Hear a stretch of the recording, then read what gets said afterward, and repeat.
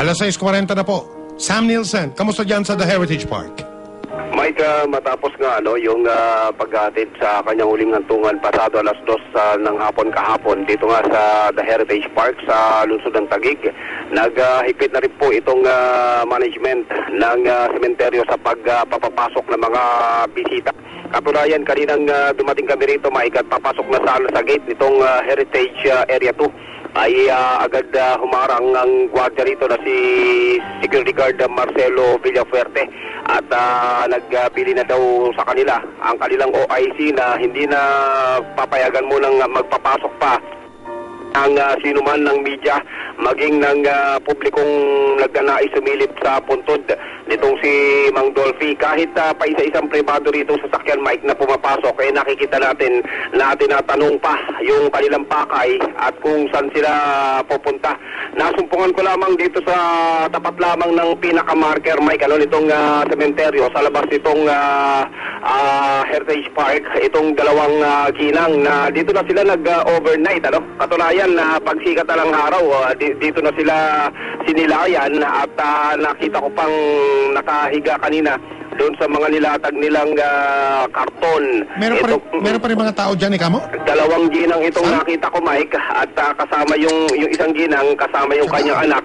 Si Marita Icaldre, 48 years old ito, taga Balanga, Bataan siya, no? Oh, dito Bataan pa? Oo, kahapon dito siya nag-birthday, Mike. Ha? Dito niya na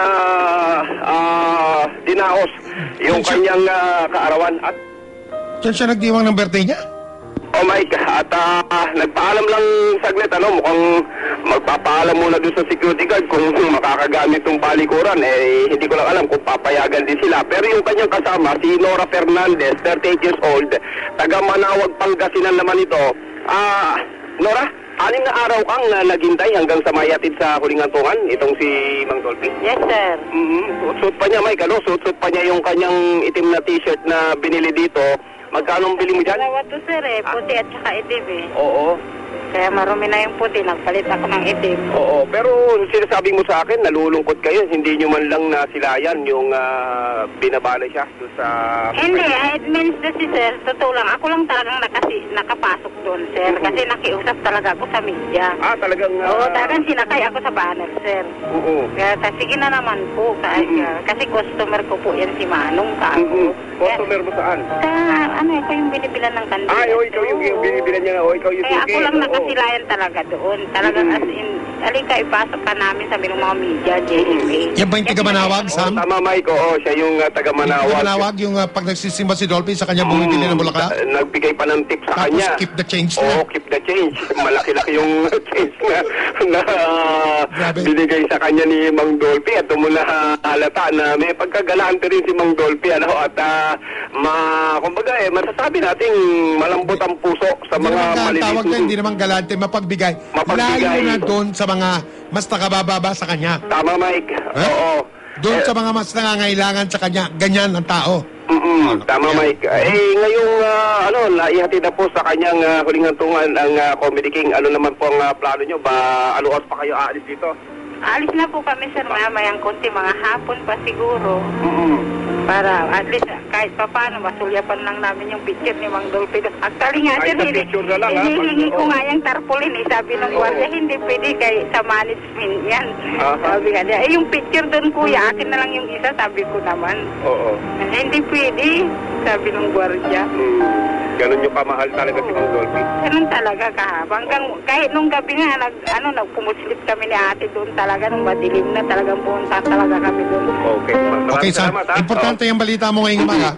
Baka may mga nagbabalak na yung iba nga makiusyoso lang. Gusto nila makita sila mismo personal yung itsura ng puntod.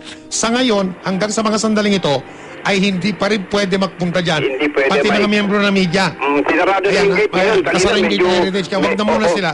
Hintayin na lang muna nila makalipas. Siguro kung ilang araw, hanggat pwede na. Kaya hindi pa natin masasabi na normal pa rin yung paglamas-masok dyan sa Mega Heritage Park ngayong umaga. Tama, Mike. Oo. At para hindi na magpuntahan yung mga tao. Masayang lang yung pagbiyahe nila. Hintayin na lang nila pa pwede na.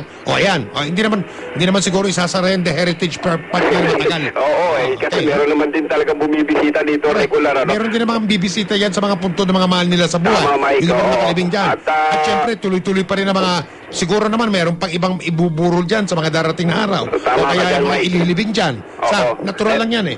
Libingan yan eh. Tama, Mike. Pero ito talagang tulad na rin ang inaasahan natin pagka dinadagsa ng publiko yung mga ganitong sitwasyon, asahan mo na. Ito yung naiwang mga kalat dito sa mismong labas, mga basura. At kanina, bigla akong nagitla kay Aling Marita El Caldre, Mike, ito yung taga Balanga Bataan. Handa daw siyang tumulong dito magkumpuni ng basura na iniwan dito nung ilang pa mga fans, mga tagahanga nitong si Mang Dolphy, kung ito naman daw ay hihilingin sa kanila, handa daw sila dito tumulong para malinis din yung pinakabungad nitong Heritage Park Area 2, kung saan nahimlay itong ating Comedy King na si Dolphy Quezon. So yan ang sitwasyon, wala pa rin dito ang inyong kapuso sa aming St. James Radio, DCWB.